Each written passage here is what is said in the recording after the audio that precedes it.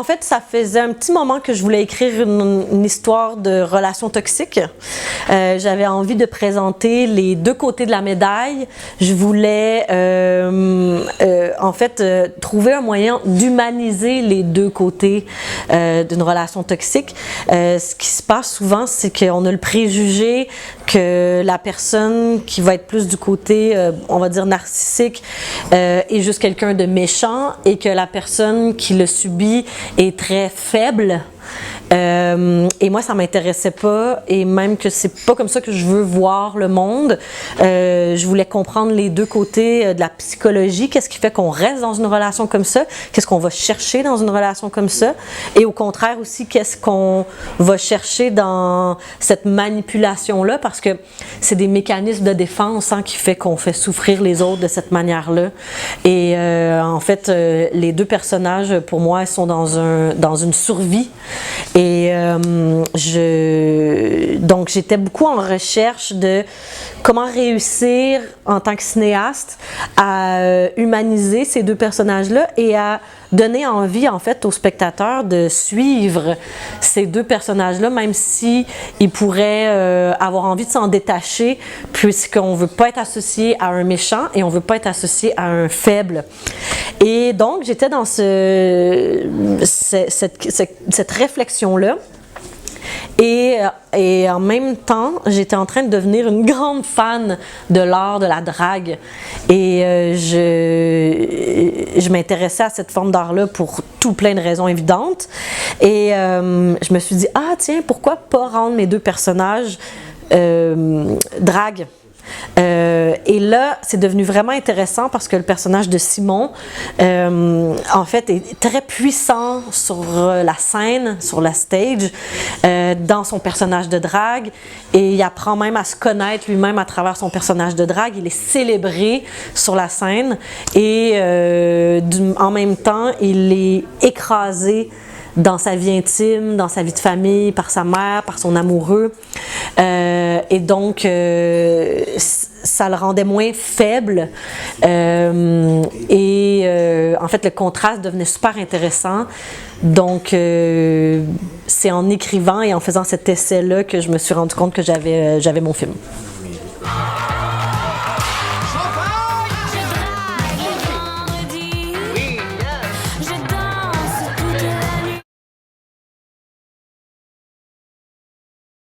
Oui, c'est tout en même temps. Parce que, tu sais, on va dans Drag Race, on finit chaque épisode en disant si on n'apprend pas à s'aimer soi-même, on peut pas aimer les autres. Et je crois que même à travers des relations amicales, de famille, amoureuses, on est tous face à soi-même, on vit tous une sorte de solitude. C'était vraiment une évidence. En fait, c'est Félix Marito qui a trouvé le titre parce qu'on le cherchait tous ensemble. Et quand il a dit ce titre-là, on était tous ensemble avec les autres comédiens, on s'est dit mais oui, c'est un film sur l'intime, mais sur aussi la connexion à soi-même, à ses propres besoins, à ses propres limites, à une connaissance de soi, oui, donc je pense vraiment qu'on doit apprendre à être avec soi-même, à s'aimer soi-même afin de vivre des vraies relations amoureuses de n'importe quelle sorte. Et la solitude, c'est pas nécessairement quelque chose de négatif, hein. Ça peut être très beau de s'épanouir dans une solitude, dans une connexion à soi-même. Et je crois que notre personnage de Simon va apprendre justement à vivre dans cette solitude-là et à s'aimer en solo.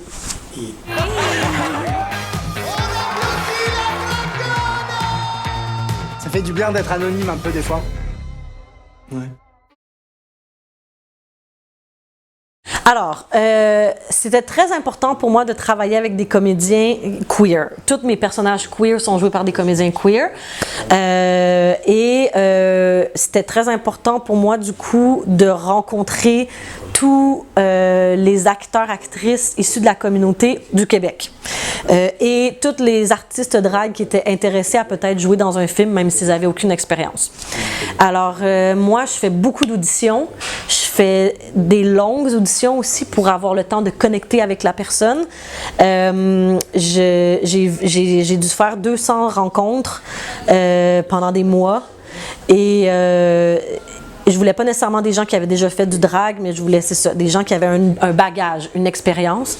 Parce que moi, j'ai une façon de travailler où on va faire beaucoup de répétitions, on va parler vraiment des relations dans le film, on va faire des improvisations ensemble en amont, on va, en fait, je vais tout réécrire, toutes les scènes selon ce travail-là qu'on fait.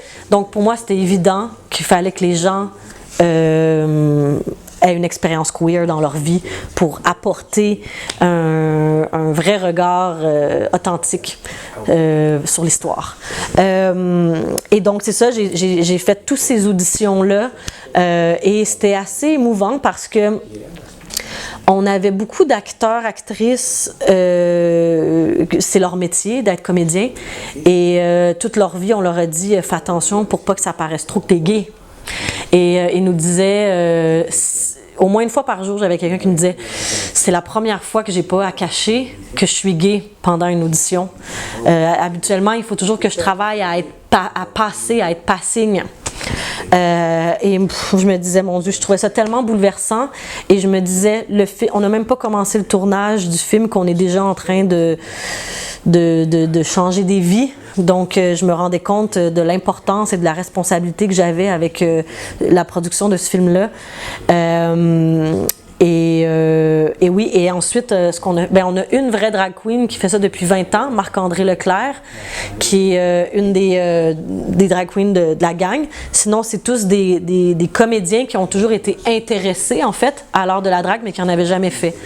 Donc, on a engagé un chorégraphe, un danseur qui a fait beaucoup d'heures de travail avec mes comédiens pour leur apprendre à danser en talons, à féminiser leurs mouvements, à explorer en fait leur propre féminité et la découvrir, puis créer leur drague. On crée leur drag queen tout ensemble. Je voulais que les comédiens apportent aussi de leurs envies, de leur goût personnel dans cette drague-là. Ceux qui ont trouvé leur nom de drague. Et voilà, donc on a créé ça tous ensemble. Ça a été un travail vraiment extraordinaire. Et ils ont travaillé très fort parce que la première fois qu'ils ont enfilé des talons, c'était pas nécessairement extraordinaire. Hein? Ouais, ils ont travaillé très très fort. Et je les trouve tous extraordinaires. Oh my God! Pour de vrai? J'ai rien à y dire à cette femme-là. Tu pourrais venir voir un de mes shows? Écoute, avec mon horaire, je sais pas si je vais avoir le temps.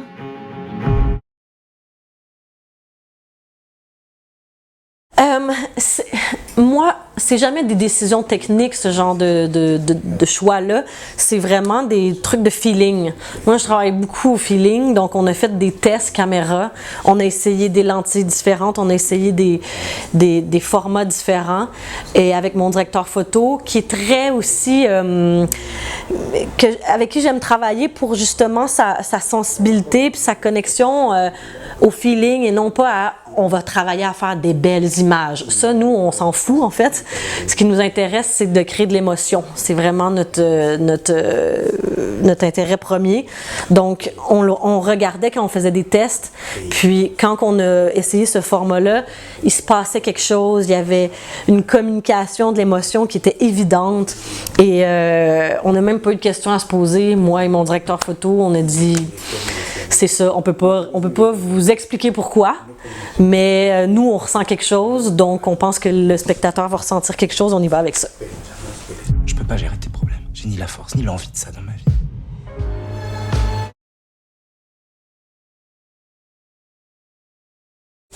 Oui, c'est un film indépendant, à relativement petit budget. Cependant, quand on fait un film de drague, on s'attend à avoir à dépenser de l'argent pour la musique. C'était une évidence. À la production, on le savait dès le départ. C'était important pour nous d'avoir des choix musicaux qui étaient quand même iconiques, comme Chaka Khan, I'm Every Woman, qui était pour moi une évidence. Ensuite, oui, c'est sûr qu'on aurait voulu peut-être avoir un peu plus de chansons de grandes divas comme Britney Spears ou Lady Gaga ou ce genre de choses-là. Cependant, quand on fait des choix musicaux comme ça à travers un film, c'est une extension de l'écriture du scénario. On dit beaucoup de choses à travers ces choix musicaux-là. Le mood de la musique, ce qui est dit dans les paroles, qui la chante. Donc on a, ça n'a pas été difficile nécessairement. De mettre de côté des grandes divas ou c'était pourtant c'était des choix qui narratifs beaucoup. Et oui, il y avait des contraintes d'argent, il a fallu choisir quelle grosse toune on allait prendre, mais les autres, ça créait en fait des beaux avec la contrainte, on a créé, je pense, des beaux moments de cinéma et même on a créé une chanson avec ma cousine pour le moment le numéro qu'on appelle les jumelles cochonnes. Avec les grandes queues de cheval puis les gros seins et tout ça. Tu sais, c'était on a créé des moments musicaux du besoin en fait du film et je suis vraiment contente de chacun des choix qu'on a fait. Donc et ça c'était vraiment un gros défi pour moi quand même. J'essaie de savoir si tu vas bien. Y'a rien, ça va, ok, lâche-moi. T'es rendu fou, c'est... Arrête de me dire que je suis fou, ok, je suis pas fou.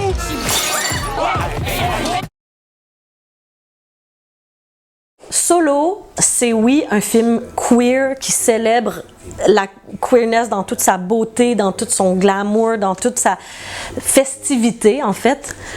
Mais c'est aussi une simple histoire d'amour entre deux humains qui devient toxique et qui devient un peu destructrice comme l'amour peut le faire malheureusement. C'est une histoire de famille, c'est une histoire universelle, c'est une histoire d'amitié, d'intimité, de vulnérabilité. C'est ça qui est magnifique en fait. Il y a beaucoup de contrastes dans Solo et je crois que n'importe qui, peu importe son genre, sa provenance, sa classe sociale, sa race, peu importe d'où vient la personne, il y a quelque chose à trouver dans Solo. Il y a un endroit où connecter son cœur. Il y a beaucoup de gens qui ont aimé Solo, qui sont venus me dire qu'ils aimaient Solo pour plein de raisons différentes. Et en même temps, je pense que ça peut ouvrir notre cœur peut-être sur quelque chose de nouveau, quelque chose de différent. Je crois qu'il faut venir voir Solo en se disant « je suis prêt à être surpris et à surtout aimer ». C'est un film d'amour.